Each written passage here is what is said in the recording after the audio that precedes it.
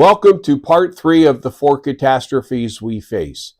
In the earlier videos, I spoke about what kind of catastrophes we should prepare for and how to get ready. In this video, we're going to talk about how to make the plan and then work the plan. Let's talk about that.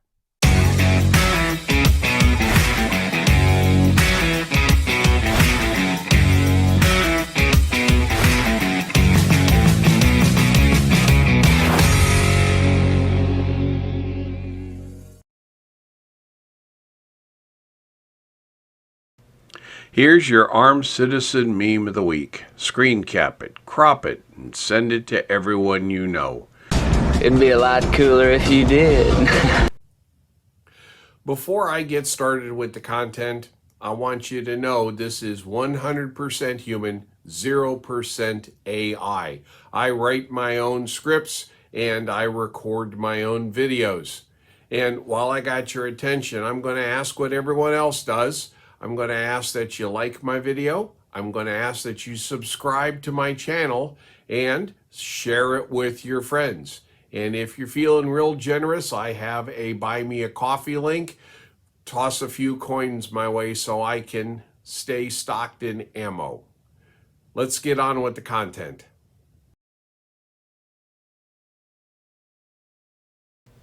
Here's your armed citizen meme of the week. Screen cap it, crop it, and send it to everyone you know. It'd be a lot cooler if you did. Now, let's get on with the content. To start off with, this is my opinion, backed by 30 years of experience. I was prepping for Y2K while many of you were still in diapers. I am not an expert. I don't have all of the answers. I don't even have all of the questions. That being said, for subjects like this, I do a lot of research, thinking, and testing before I open my mouth. And with everybody else, my opinion, and $7.85 will get you a cup of hot caffeinated liquid. Now, this is a high-level overview and is in no way complete or comprehensive. I can't cover in a couple of videos what some other channels have been going on for years about. I'm doing this to get you started and offer a general direction for you to head off on. The rest is up to you. If you think the continued existence of yourself and family in the face of a disaster is important, I strongly encourage you to pay attention, take notes, and then get to researching. Be careful. Buy nothing survival related until you have done your research and asked questions of those who know more than you. My advice to you here is to avoid the panic YouTube channels, the ones who proclaim you need these 7 tools or do this to not die, or at least view them with a healthy dose of skepticism. Because when you're scared, you make bad decisions. Some of these channels do a very good job at scaring those who don't know. Beware of the channels that mention websites where you can buy what they're talking about. Read and learn, then cogitate, meditate, and pray on it before you move. But start moving. Here is a chilling phrase that you need to take to heart. Preparation only buys odds, not guarantees. You can have everything you need, do everything right, and still come up short. Never forget that. To be frank, most preppers prepare too much. They prepare for the absolutely worst case scenario that has a 0.1% chance of happening, and one that we probably won't survive anyway. The good news is the lesser catastrophes are mostly covered by the maximum prepping. To recap, the 4 types of catastrophes are personal, local, regional, and Tiwanki, or the end of the world as we know it. The first 3 have a significant chance of occurring. In fact, they happen on a regular basis. Frankly, you probably don't want to survive the 4th one. In the last video, we talked about 30 plus days of non-perishable food and water, along with backup utilities and along with 90 days worth of cash. That's the absolute minimum you need to have. If you don't have that, don't be disheartened. Get what you can and be grateful that you have that, because something is significantly better than nothing. The best way to survive and thrive in emergency conditions is to have a plan. I know. Custer had a plan. Sorry, Custer was a pussy. You ain't. Plans do not have to be elaborate, grandiose, or complex. In fact, they need to be simple and specific. And most important, they need to be practiced.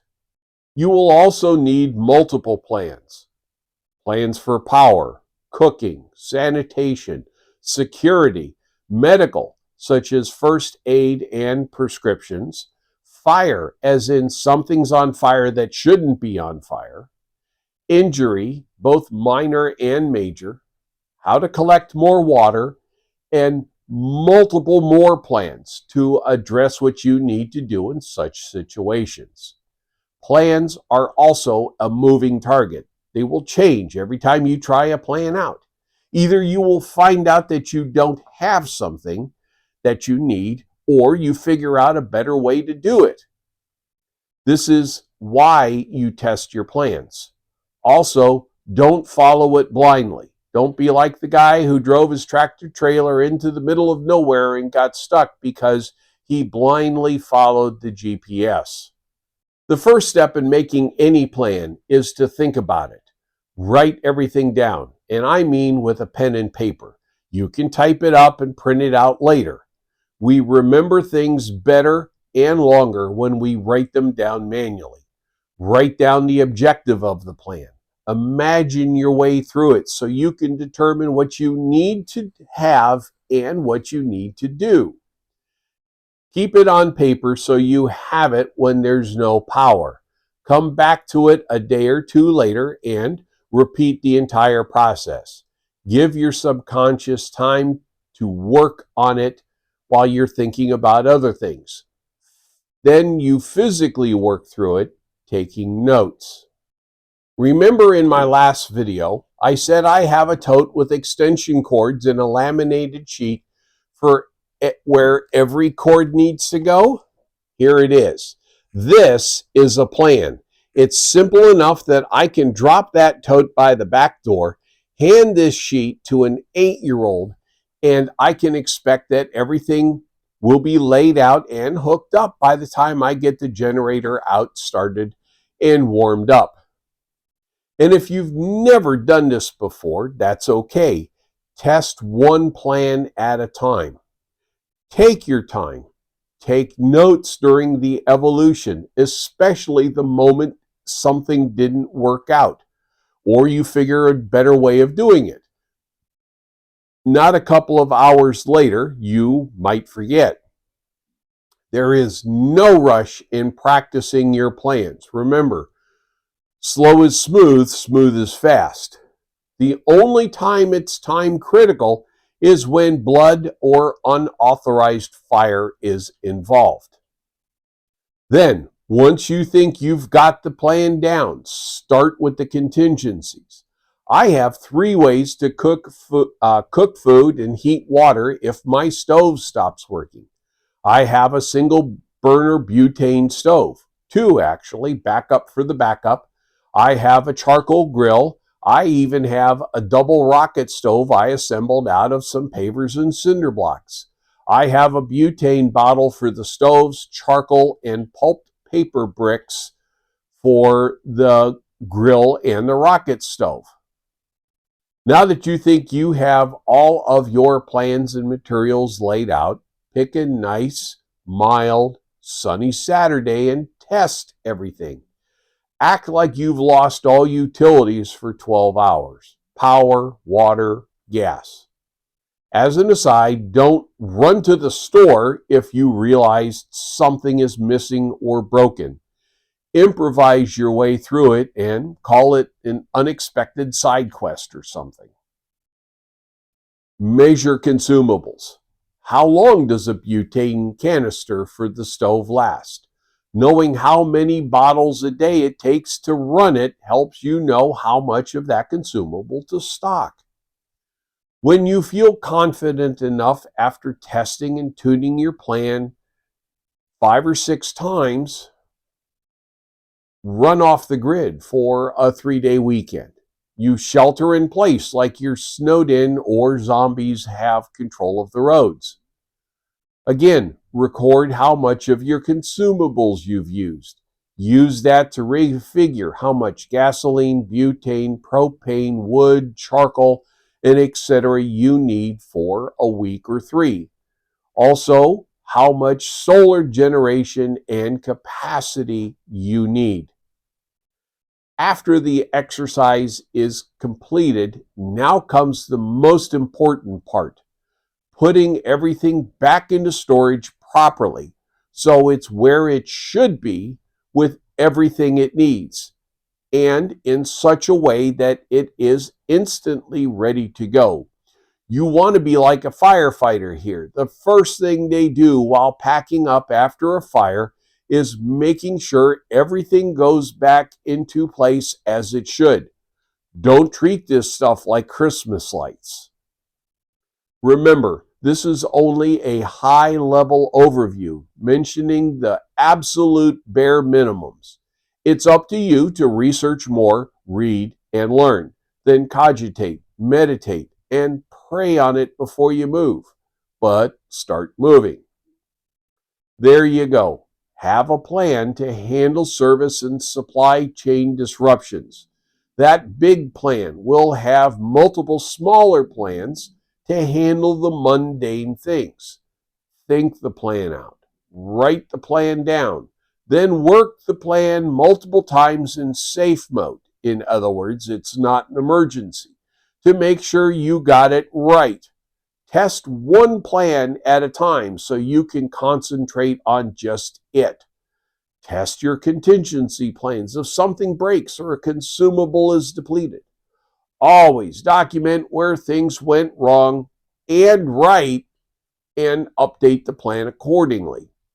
Occasionally, do a dress rehearsal and put it all back properly so you don't have to fight with it like Christmas lights the next time you need it and it's for real. Stay safe, stay bullet free.